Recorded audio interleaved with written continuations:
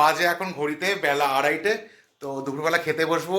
আর ব্যাপার হচ্ছে আজকে খাবার দাবার সমস্ত আমি পরিবেশন করেছি। তো আজকে দুপুরবেলা কি কি মেনু আছে আমাদের একটু দেখাই তোমাদেরকে, চলো। আজকে দুপুরবেলা আমার মেনু হলো সাদা ভাত, সঙ্গে রয়েছে বিট ভাজা তেল তেল করে, রয়েছে বাঁধাকপির চচ্চড়ি, রয়েছে অল্প করে শিম বাটা, আর রয়েছে মাছের ঝোল। তো বন্ধুরা, খাওয়া শুরু করা যাক। তো প্রথমে খাবো বিট ভাজা। তো থালাটা একটু ঘুরিয়ে নিই। তো দেখতেই পাচ্ছ ভাত টাত খুব সুন্দর করে আর কি ব্যাপারটা করেছি। তো এই ভাত থেকে একটুখানি ভাঙি, অল্প অল্প করে মাখবো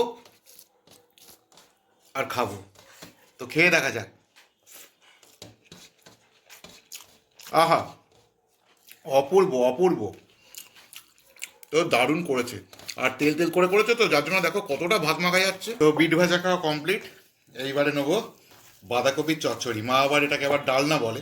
তো যাকে যাক, ওই হলো চচ্চড়ি ডালনা, যাই হোক একটু খেয়ে দেখি কীরকম।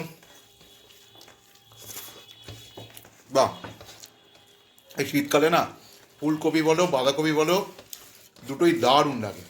শিম বাটা মা অনেকটা করে রেখেছে, প্রতিদিন 1 চামচ করে আচারের মতো নিচ্ছে আর ভাতের পাতে দিচ্ছে। মানে সত্যি কথা বলতে না, শিম বাটাটা একটু ভাতে এরকমভাবে জাস্ট একটু শুকনো শুকনো করে মেখে অসাম লাগে, অসাম। দুর্ধর্ষ। এবারে নেব মাছের ঝোল। তো আস্তে করে ভাতের উপরে জাস্ট একটু ঢেলে নিলাম। এই যে লঙ্কাটা দেখেছো তো, এই লঙ্কাগুলো দারুণ লাগে। আর এই মাছটা হলো মৃগেল মাছ। তো তরকারিটার গন্ধ শুকেই মনে হচ্ছে স্বাদটা অপূর্ব হয়েছে, অপূর্ব। একটু খেয়ে দেখি।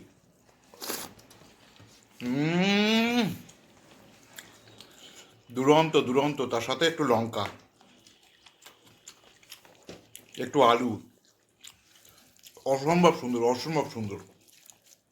মা মাছের ঝোলটা করে বেশ ভালো।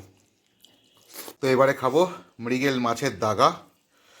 মৃগেল মাছটা সাইজ একটু বড় হলেও যার কাছে কিনেছি সে বলছে যে এটা লোকাল পুকুরের মাছ। বেশ মিষ্টি।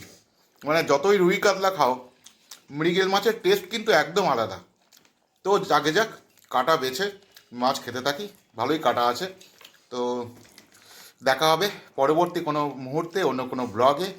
তো ততক্ষণ সবাই খুব খুব ভালো থাকো, সকলকে খুব ভালো রাখো। মাছটা খেতে থাকি। বাহ, মিষ্টি মিষ্টি, খুব সুন্দর।